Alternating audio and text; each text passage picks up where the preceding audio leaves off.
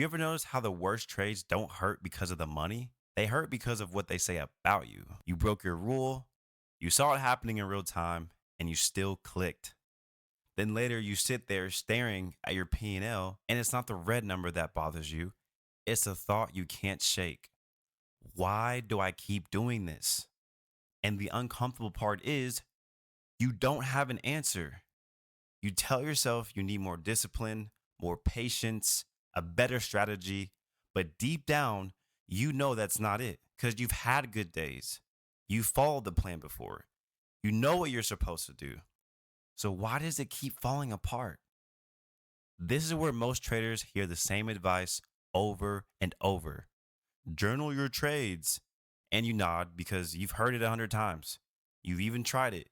Maybe you wrote down entries and exits for a few days. Maybe you opened a spreadsheet. Maybe you downloaded a template and then you just stopped. You just completely stopped because it felt pointless, because it felt like homework. It didn't actually change anything. And that's a part nobody talks about. Journaling doesn't work when you do it like everyone else tells you to. It only works when you understand what it's actually supposed to do. Most people think journaling is about recording trades. It's not. You don't journal to remember what you did. You journal to understand why you did it. And that's a very different thing. Think about this. You can look back at a trade and say, I entered here, exited here, lost 1 hour multiple here. That's data. That's information. That's surface level. It is important, but surface level. But it doesn't tell you the real story. The real story is that you were bored or anxious or trying to make back a loss or trying to prove to yourself that you still have it. And those things never show up in a normal trading log. See, they show up in your behavior every single day. This is why you can have a solid strategy and still feel like you're gambling because the problem isn't your setup. It's the invisible conversation happening in your head before you click.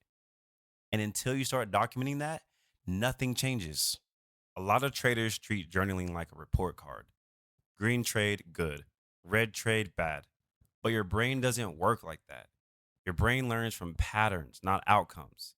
See, if you make money breaking your rules, your brain thinks that's correct behavior. If you lose money following your rules, your brain thinks that's incorrect behavior.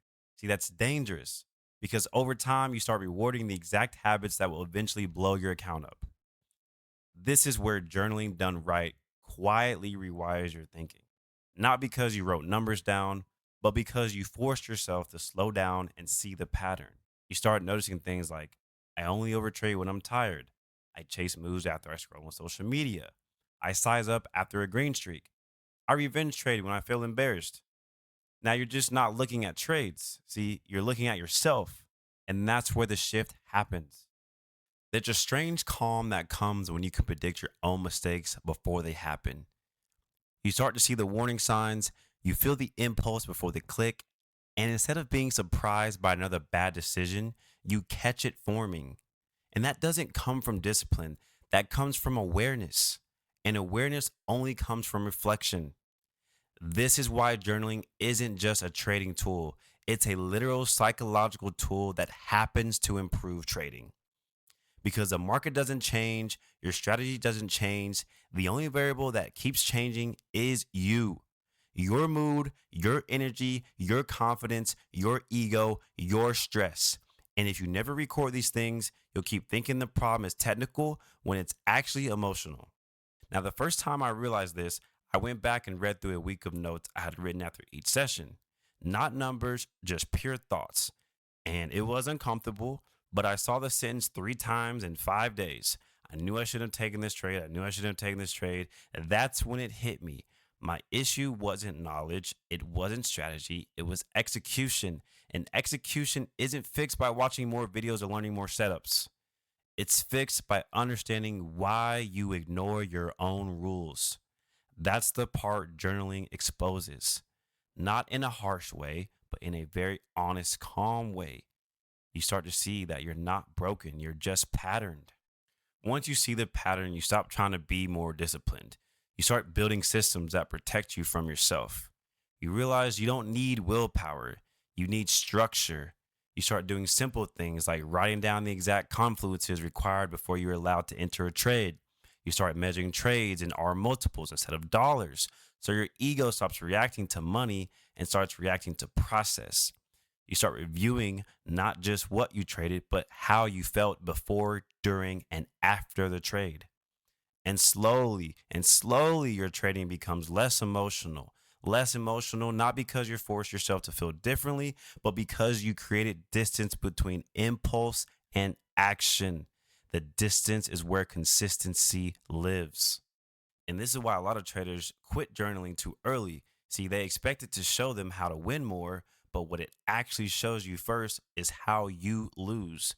And that's uncomfortable, but it's also freeing because once you understand how you lose, you realize it's predictable. And predictable problems are solvable problems. There's also a practical side of this that people underestimate. When you journal correctly, you start to build a database of yourself. You start seeing which setups you actually execute well, which times of day you trade best, which market conditions make you impulsive, which patterns give you calm confidence. And over time, you stop trading with what looks good and you start trading with what fits you. See, that's a subtle shift, but it's huge. You're no longer trying to trade like someone else, you're trading like you. And that's where consistency starts to feel natural instead of forced. This is also where having the right way to review your trades matters. Because if you're doing this in a messy spreadsheet or scattered notes, you may be consistent, but you might just stop because it's so overwhelming. This is also where having the right way to review your trades matters. Because if you're doing this in a messy spreadsheet or scattered notes, you may be consistent, you might not be consistent, but not because you're lazy, but because it feels overwhelming. You want something that lets you quickly see the patterns without turning journaling into a second job. Something where you can tag trades by setup, by emotion, by mistake, by rule following. Something where reviewing a week of trading takes minutes, not hours. That's when journaling becomes sustainable. That's when it becomes something you actually look forward to because it feels like clarity instead of work. And here's a part that's hard to explain until you experience it. Journaling doesn't make you feel smarter, it makes you feel calmer because you're no longer walking into each day trading blind. You know your tendencies, you know your traps, you know your strengths. So you stop trying to be perfect and you start trying to be consistent. And those are very different goals. Eventually, something interesting happens. You don't need motivation anymore. You don't need to hype yourself up. You just follow the process you've seen work over and over again because you've written it down, you've proven it to yourself, and you've seen the evidence for your own behavior. So if journaling has felt pointless before, it's probably because you were using it like a trade log. Yes, you want to do that, but try using it like a mirror instead. Not to record what the market did, but to record what you did. That's where the real insight is. That's where the real growth is. And that's why when you do it right, journaling quietly becomes one of the most powerful tools a trader can have. Not because it helps you make more money tomorrow, but because it helps you become the kind of trader who can make money consistently over time. And that's a much calmer place to be. Consistency, consistency, consistency.